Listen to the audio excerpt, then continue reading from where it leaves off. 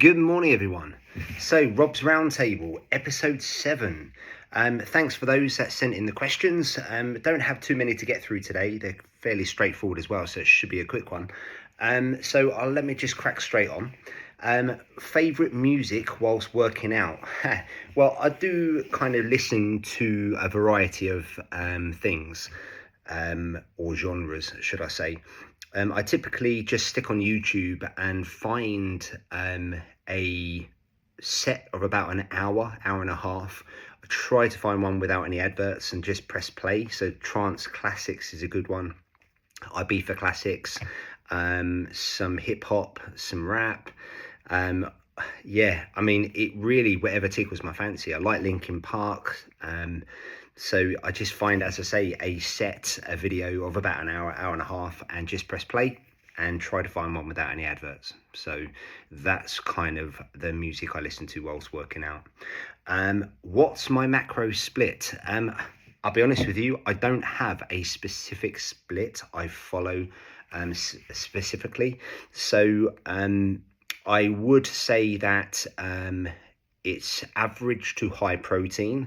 So my guess, and I'm estimating here, would probably be around about maybe 40, maybe right now it certainly will be a lot lower. But it depends. That's another thing. It depends what stage I'm at. If I'm trying to have a bit of a weight loss phase, then I would typically go higher protein, lower my carbs and fats to compensate. But I would say it's around 40% normally. Now it's probably around 30%. Carbs would typically be probably, I would say, I'd say most of the time I do favor fat calories rather than carbs, but it's normally 50-50, okay, between fats and carbs. As I say, I normally go lower carb when I'm in a weight loss phase. It's nothing against carbs, it's just I just favor getting my calories from fats. I feel I perform better, okay, in a weight loss phase whilst doing that. If I'm in a very heavy phase, very intense program, definitely favor carbs. So I'd up my carbs. I'd probably get more during that phase from carbs than fats. So sorry, I can't give you a specific split there, but honest answer is I don't have one. I play it by ear. I've said before, okay, nothing fancy, but I just described the way I eat as intentional eating. I eat however I feel on that specific day. I kind of know my body well enough to know what kind of calories I need, where to get them from for specific workouts on that day. So that's how I do it. Best way to reduce muscle soreness? Honestly and truthfully, I find this a staggering question because people are asking this once kind of the damage is already done. Okay, the best way to manage muscle soreness is don't overtrain in the first place. Okay, the heavier you go or the more intense you go, the more volume you go, okay, the obviously more muscle soreness you're going to produce. So the way to manage it is or reduce muscle soreness is to, well, don't do so much. Okay, what you're trying to do is the minimal amount of work that's going to produce the maximum amount of results. Okay, that's the whole objective of training. Okay, the more you go above that, okay, so for example, it's known as junk volume. The more junk volume you add in, the more muscle soreness you're going to produce for unnecessary reasons. Okay, it's not going to add in any value to your specific program. Okay, so try to get the minimal amount of work, okay, that's going to produce a maximum amount of results, and that is going to reduce muscle soreness. So I've never tried cold therapy, so I couldn't tell you that. I've had cold showers before, but I'll be honest with you, it didn't do bugger all apart from make me really moody, okay, for a couple of minutes until I warmed up. Hot therapy, never done it, okay. Massages, I've had a couple of massages. I wasn't in favor of it, if I was to be honest. And I'll be honest with you, I probably had more muscle soreness coming out of the massage than going in. So that's the best answer I can give you there. Best way to reduce muscle soreness, well, don't overtrain. Okay, most muscle soreness comes from overtraining. That's the honest answer. My prediction for the Euros, okay, well, it's just a strange question, but I'll be honest with you, it kind of shocked me the other day when I read the Euros was starting today on Friday. So I haven't been following it. What is my prediction? Well, you've got to go with the norm, the Frances, the Germany, the Spains, the Spanish. Yeah, I mean, Germany, obviously it's hosted, they're the hosts, so you can never rule them out. I mean, you can never rule out Germany anyway, but in their own country, they're going to have that extra oomph to want to do well. The Spaniards, they've had a couple of good results recently. France, okay, in my view, France are the favourites. The Italians, you can't really kick them out of the equation. England's got a fair chance, but I personally don't think they're going to go on and do it. I hope I'm wrong, believe me. But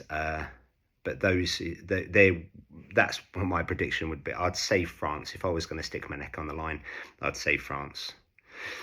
How does a company get into the FTSE 100? So great question.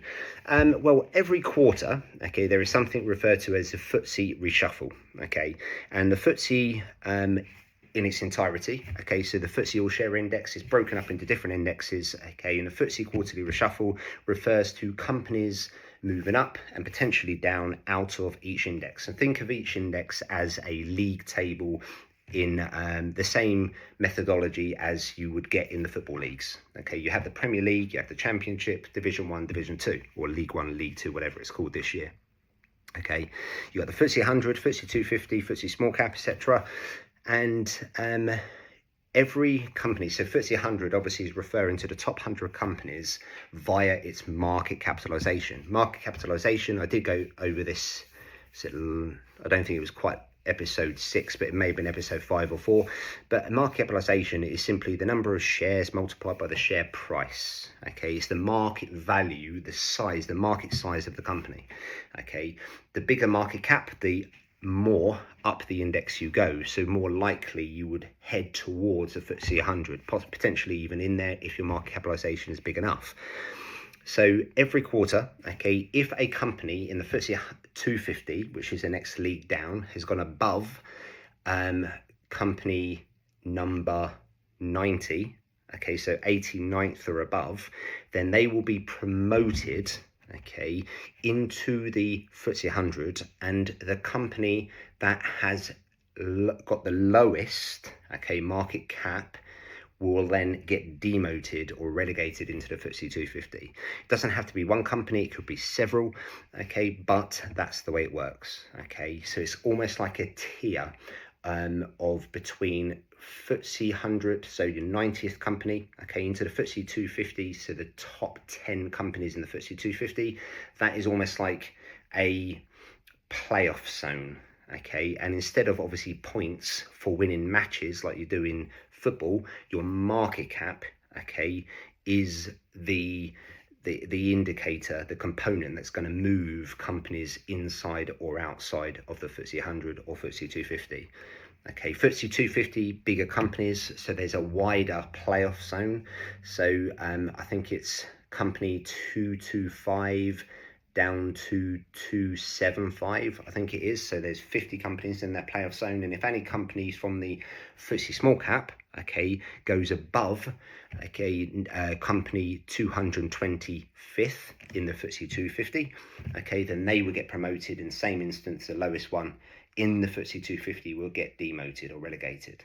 Okay, and this is, like I say, FTSE reshuffle. It happens every quarter. It can't happen every day because we have indexes like ETFs, okay, and investment funds that are heavily invested in these companies. So if companies, because their market cap, because it involves a share price, okay, is constantly going up and down, they can't just keep on reshuffling, because that means the funds would have to sell that company and buy into the company that goes up. And out throughout the day, if the company goes back down, they'd have to sell it again that day and buy a different company that's taking its place. Okay, it just wouldn't work. So every quarter, okay, companies will be reshuffled according to where they are in the league table, the index rankings, okay, the FTSE index rankings. So I hope that answers your question. Okay, but that's how a company gets into the FTSE 250. or sorry, FTSE 100. That was a question. Okay.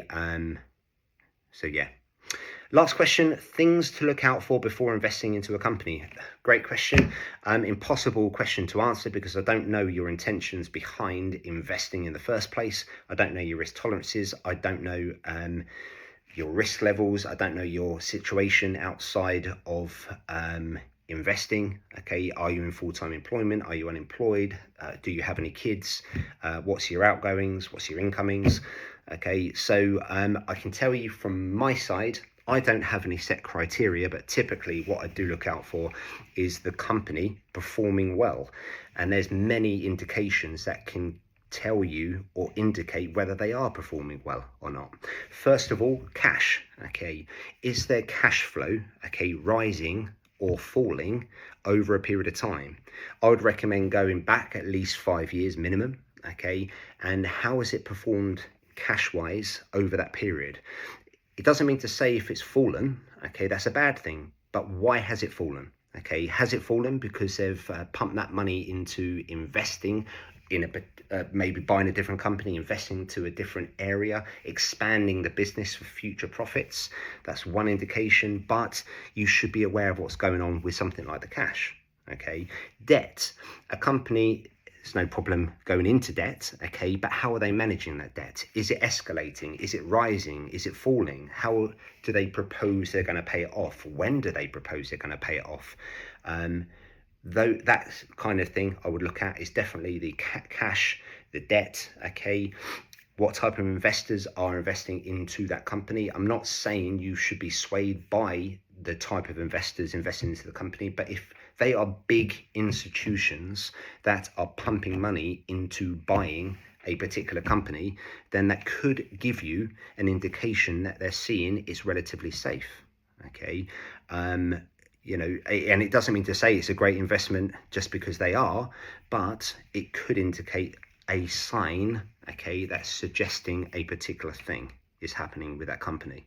Okay, maybe they've seen something that you haven't, and you can investigate into what that potentially could be.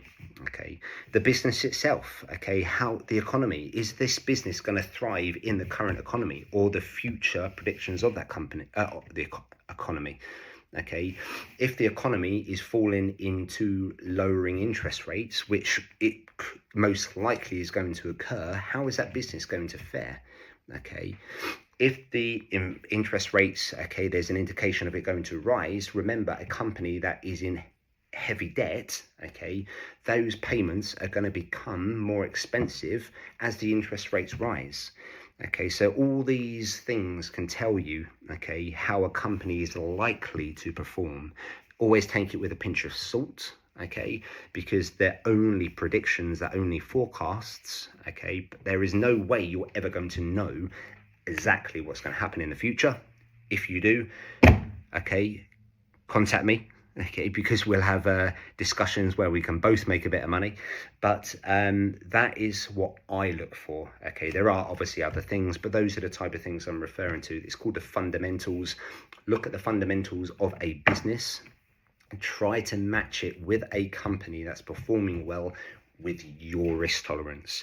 For me, I've said this before, I have a kid. The risk tolerances that I'm willing to take, okay, have gone materially lower because obviously I've got someone else, okay, to look out for rather than just me.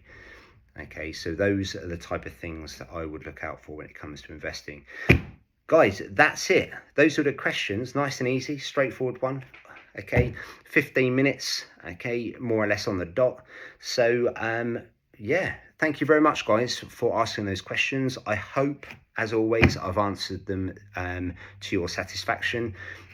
Keep them coming, guys. Okay, I absolutely love these. I can't wait till the week comes round to being able to answer your questions. So the more questions you ask, the more I can answer, and the more I can enjoy it. But feel free to ask me anything, guys. Okay. So yeah, guys, have a great rest of the weekend. I say rest of the weekend, it hasn't even started yet, but let's hope England, okay, pull some results together, and hope I am wrong. We do go on and win it. We definitely have the potential, okay, to go on and win it. So hopefully I am wrong and they do. Guys, have a good one. All the best. Take care.